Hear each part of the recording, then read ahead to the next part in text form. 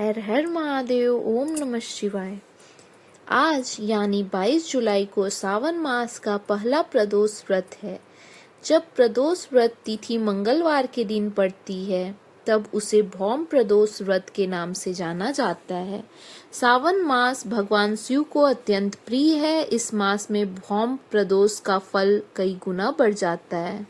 यह व्रत भक्त को धैर्य, विश्वास और भय से मुक्त करता है। भौम प्रदोष व्रत विशेषकर सावन मास में आने पर अत्यंत शुभ और प्रभावशाली माना जाता है। यह व्रत न केवल मंगल ग्रह को शांत करता है बल्कि भगवान शिव की कृपा से जीवन की बड़ी से बड़ी बाधाओं को भी दूर करता है। सावन मास की भौम प्रदोष व्रत की कथा पढ़ने व सुनने मात्र से ही सभी कष्टों से मुक्ति मिलती है।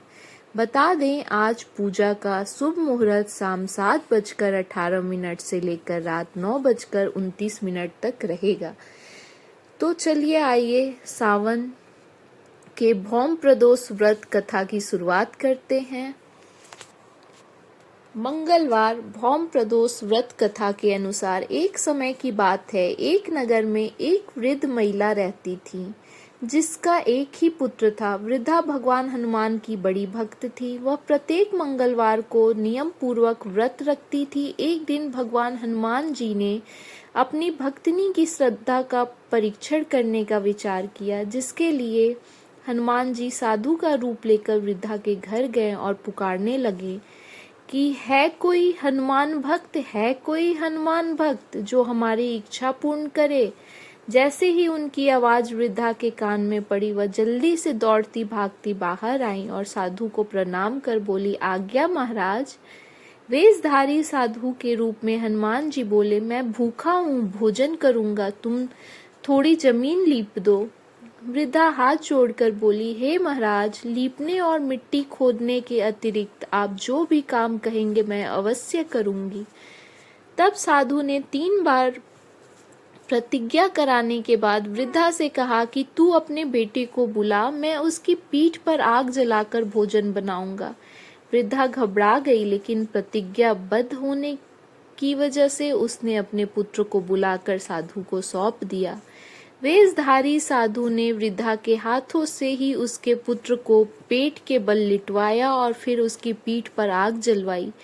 दुखी मन से वृद्धा अपने घर में चली गई। भोजन बनाकर साधु ने वृद्धा को आवाज लगाई और कहा कि भोजन बन गया है। वृद्धा आई, लेकिन वो बेटे के जाने से दुखी थी। तब वेशधारी के रूप में हनुमान जी बोले कि तुम अपने पुत्र को पुकारो ताकि वह भी आकर भोजन ग्रहण कर सके। इस पर वृद्धा ने कहा कि उसका नाम लेकर मुझे और कष्ट न दे भगवान। लेकिन साधु महाराज के बार बार कहने पर वृद्धा ने अपने पुत्र को आवाज लगाई। माँ की आवाज सुनते ही बेटा सामने आ गया। अपने पुत्र को जीवित देख वृद्धा साधु के चरणों में गिर पड़ी।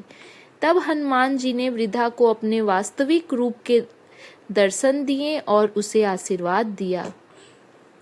हनुमान जी का तेजस्वी रूप देखकर वृद्धा की आंखों में आंसू आ गए। उसकी वर्षों की तपस्या और सेवा का फल आज उसे मिल गया था।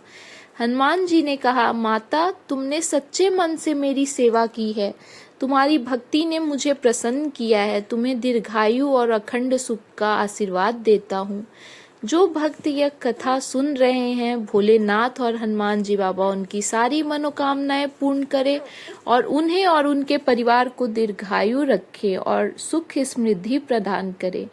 ये कथा अच्छी लगी हो तो मेरे चैनल को सब्सक्राइब करें और इस वीडियो को आगे शेयर करें। हर हर महादेव। आपका दिन शुभ हो।